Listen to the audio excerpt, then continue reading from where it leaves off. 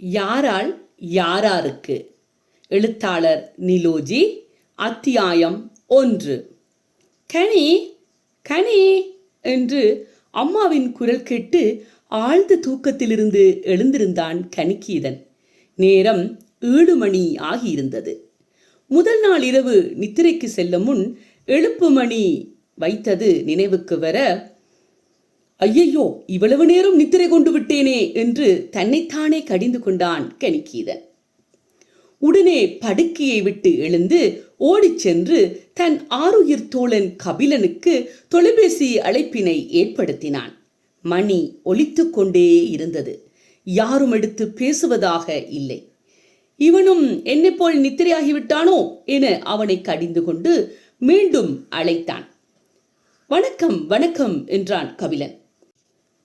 கபிலா, நீ எழும்பிட்டியா என்று பார்க்கத்தான் கூப்பிட்டேன் என்றான் கனிக்கீதன். ஓம், நானும் இப்பதாண்டா என்று கபிலன் கூறி முடிக்க முன்னரே, சரி சரி, வெளிக்கிட்டு விட்டு வாடாப்பா, எங்கட வீட்டிலேயே சாப்பிட்டு விட்டு இறங்குவோம், போற வழியில நேரம் சரி வருமோ தெரியல என்றான் கனிக்கீதன். சரிடா, வாரன் வாரன்டா என்று அழைப்பினை துண்டித்தான் கபிலன். தம்பி, நீங்க போற இடம் அவ்வளவு பாதுகாப்பான இடம் இல்லை என்று சொல்லுறாங்க தம்பி, உண்மையா தம்பி என்று கேட்டாள் அம்மா பார்வதி, சாப்பாட்டினை மேசையில் எடுத்து வைத்தபடியே. ஓம் அம்மா, அதனால தான் நாங்கள் போக வேண்டியிருக்கு. நாங்க படிக்கிற துறை என்றால் சும்மாவா அம்மா? எல்லா இடத்துக்கும் போய் உண்மையான குற்றவாளிகளை கண்டுபிடித்து வெளிக்கொண்டு வர வேண்டும் தானேம்மா என்றான் கனிக்கீதன். பார்த்து தம்பி, அவதானமா போயிட்டு வாங்கோ, நீங்க வர்ற வரை என்று அம்மா கூறி யோசனையில் ஆழ்ந்து நிற்க, அம்மா என்னம்மா நீங்க, நான் என்ன சின்ன பிள்ளையா அம்மா? கவலைப்படாதீங்க அம்மா, கபிலனும் என்னோட வாரான், நான் ஒன்றும் தனிய போக இல்லை என்று கனிக்கீதன் கூறி முடிக்கவும் கபிலனும் வணக்கம் அம்மா வணக்கம் என்று கூறியபடியே வந்து சேர்ந்தான். வாங்கோ தம்பி வாங்கோ என்று முகம் மலர கபிலனை அழைத்து சாப்பாட்டு மேசையில் அமரச் செய்தாள் அம்மா. 2 பேரும் முதலில் சாப்பிடுங்கோ, போகேக்க எல்லாத்தையும் எடுத்துக்கொண்டு போங்கோ, பயத்தம்பலகாரம் முறுக்கு செய்து வச்சிருக்கிறேன் என்று கூறிக்கொண்டே இருவருக்கும் அன்பு கலந்து காலை உணவினை பரிமாறினாள். ஆனாலும் அம்மாவின் முகத்தில் சோகம் கலந்த பயத்தின் ரேகைகள் ஓடிக்கொண்டிருப்பதை அவதானித்தான் கபிலன். என்ன பார்வதி அம்மா, பயப்படுறீங்களோ? உங்களோட பிள்ளைகள் நாங்கள் சிங்க குட்டிகள் இல்லை, நாங்கள் போயிட்டு வந்துடுவோம் அம்மா, என்ன ஒரு 10-12 நாட்களில் வந்துடுவோம், யோசிக்காதீங்க அம்மா என்று கூறி சிரித்து பார்வதி அம்மாவை சமாதானப்படுத்தினான் கபிலன். இல்லை கவி, இதுக்காகத்தான் இவனை வேறு ஏதாயிலும் படியடாண்டு கீதாஞ்சலி சொன்னவள். இவன் தான் கேட்க இல்லை.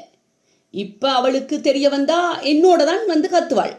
அவள்கிட்ட நான் சொல்லவே இல்லை, இப்படி பயிற்சிக்கு போறான் என்று தெரிஞ்சால் கத்த போறாள் என்று அம்மா கூறி முடிக்கவும், அம்மா அக்காவுக்கு சொல்ல வேண்டாம், சும்மா சும்மா கத்தி கொண்டிருப்பாள் அம்மா என்றான் கனிக்கீதன். ஓமடா ஓம், உங்க 3 பேரையும் அப்பா இல்லாம நான் வளர்க்கப்பட்ட பாடு, உங்களை விட்டுட்டு நான் வேலைக்கு போகேக்க அக்கா தாண்டா உங்க 2 பேரையும் அம்மாவை போல இருந்து பார்த்தவள், மறக்காதீங்க ஒப்பவும் என்றாள் அம்மா.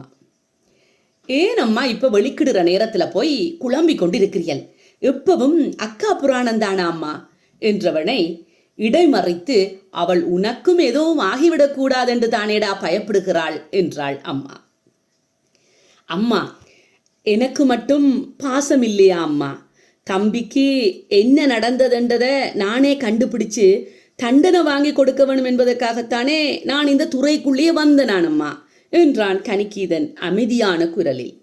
அம்மா கொஞ்சம் என்ன பேசுவதென்று தெரியாமல் அமைதியானதும், அம்மா அக்காட்ட சொல்லுங்க அம்மா, கீதன் ஒன்றும் தனியாள் இல்லை என்று, படத்தளபதியாக யாம் இருக்க இந்த கபிலன் இருக்க பயமேன் என்று கபிலன் கூறி சிரிக்க அம்மாவும் ஒரு வழியாக சம்மதித்தார்.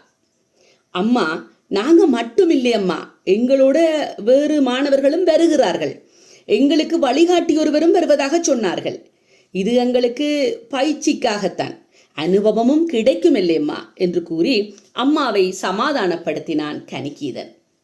பேசியபடியே சாப்பிட்டு விட்டு தமக்கான சிற்றுண்டிகளையும் தண்ணீர், ஒலி, ஒளிப்பட கருவிகளையும் எடுத்துக்கொண்டு புறப்பட தயாரானார்கள். அம்மாவும் வேறு வழியின்றி இருவருக்குமாக கடவுளை வேண்டி ஆசி கூறி பலி அனுப்பி வைத்தாள்.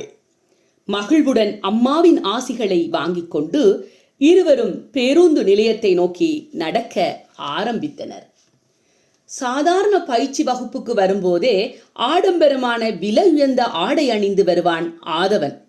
அவனது பெயருக்கேற்ப வசதி படைத்தவன் மட்டுமல்லாமல் அரசியல் செல்வாக்குடைய குடும்பத்தையும் சேர்ந்தவன். இளவரசனைப் போலவே இருக்க காரணம் அவனது வசதி வாய்ப்புகள் மட்டுமல்ல, அவனது கண்களில் தெளிவும் அறிவும், வில் போல் வளைந்த தடிமமான இமைகளும், கம்பீரமான மிடுக்கான தோற்றமும், வசீகரிக்கும் அவனது இதழ்களின் வசீகரமுமான சிரிப்புமே ஆகும். ஆதவன் உள்ளத்தால் மென்மையானவன், அன்பானவனும் கூட. ஆயினும் சில வேளைகளில் பேசத் தெரியாமல் பேசி அவ்வப்போது நண்பர்களிடம் நல்லா வாங்கி கட்டிக்கொள்வான். பேருந்து நிலையத்தில் கனிக்கீதன், கபிலன் ஆகியோருக்காக ஆதவனும் குமாரும் வெகு நேரமாக காத்திருந்ததாலோ என்னவோ, வணக்கம் வணக்கம் என்று கனிக்கீதன் கூறியதும், வணக்கம் வணக்கம் எல்லாம் இருக்கட்டும், ஏண்டாப்பா இவ்வளவு சுணக்கம் என்றான் ஆதவன். ஓஹோ, என்ன கோபம், சின்ன வேலை ஒன்று இருந்ததடா, அதுதான் என்று கனிக்கீதன் சமாளிக்க முயன்றான். ஆனால் கபிலனோ தெரியும் தானேடா என்றான். ஓஹோ, பழைய பல்லவிதானோ, இதனாலதான் நான் இவனை கூப்பிட போக மாட்டேன் என்ற நான். இப்போ உனக்கே தெரிஞ்சிருக்கும் என்றான் குமார் ஆதவனுடன் இணைந்து கொண்டே. கனிக்கீதனின் முகம் மாறியது. அதனை அவதானித்த கபிலன், இல்லையடா, அவங்க அம்மாவுக்கு இவனுக்கும் ஏதாகிலும் ஆயிடுமோ என்ற பயம் இருக்கிறது. இழந்தவர்களுக்குத்தான் அந்த வேதனை தெரியுமடா, சரி சரி விடு விடு என்றான். என்னதான் நகைச்சுவையாக பேசினாலும் மற்றவர்களின் உணர்வுகளை அவதானித்து மதித்து நடந்து கொள்வான் கபிலன். அதுவும் கனிக்கீதன் விடயத்தில் எப்போதும் அவதானமாகவே இருப்பான். கனிக்கீதனின் தளபதி என்று அவன் சொன்னது வெறும் வாய்ப்பேச்சு மட்டுமல்ல, உள்ளத்தில் இருந்தே வந்த ஆழமான வார்த்தைகள் அவை. கீதன், எங்களோட யாழினியும் நிலாமதியும் வருவதாக சொன்னார்கள், கொஞ்ச நேரம் காத்திருப்போம், அவர்களும் வந்துவிடட்டும் என்றான் குமார். சங்கீதாவும் வாராளா என்று கேட்டான் ஆதவன். அவனது அடர்ந்த புருவங்கள் அவை உயர்ந்திட. தெரியாது, வீட்டுல கேட்டவளுக்கு அண்ணா ஓம் என்று சொன்னாத்தான் போகலாம் என்று சொல்லியிருக்கணும், அதனால அண்ணா வந்ததும் சொல்லிட்டு வாரன் என்று சொன்னவள் என்றான் கீதன். அப்ப சரி, அவர்கள் எல்லாரும் வரட்டும், அதுவரை நாங்கள் ஒரு தேத்தனியை குடிச்சு கொண்டே பேசுவோமே என்றான் ஆதவன். ஆதவன் தேநீர் குடிக்க அழைத்தால் அவனே முழு பணத்தையும் செலுத்தி விடுவான் என்பதனால் யாருமே மறுப்பு கூறவில்லை. தேநீர் கடை வாயிலேயே இருக்கைகள் வசதியாக அமைக்கப்பட்டிருந்தன. தேனிசை தென்றல் தேவா அவர்களின் பாடல் சலோமியா சலோமியா சுண்டங்கஜி சோரடா என்ற பாடல் ஒலித்து கொண்டிருந்தது. அழகிய அந்த பாடலை கேட்டுக்கொண்டு ரசித்தபடியே 4 பேரும் தேநீரை குடிக்க ஆயத்தமானார்கள். தேத்தனிய போடுங்கண்ணா என்றான் கபிலன். சரி, தேத்தனியோட வடை சாப்பிட்டா அப்படி இருக்குமடா என்றான் குமார். சரி சரி, என்ன வேணுமோ வாங்கி சாப்பிடுங்கடாப்பா, சாப்பிட்டுட்டு போனா நல்லது தானே என்றான் ஆதவன். 10 வடைகளும் சம்பளம் கட்டி கொண்டு போவோம், என்ன வழியில சாப்பிடலாம் என்றான் குமார். ஆதவனும் ஓமோம், தேவையானவற்றை இங்கேயே வாங்கி செல்வதுதான் நல்லது என்றான். நன்றி.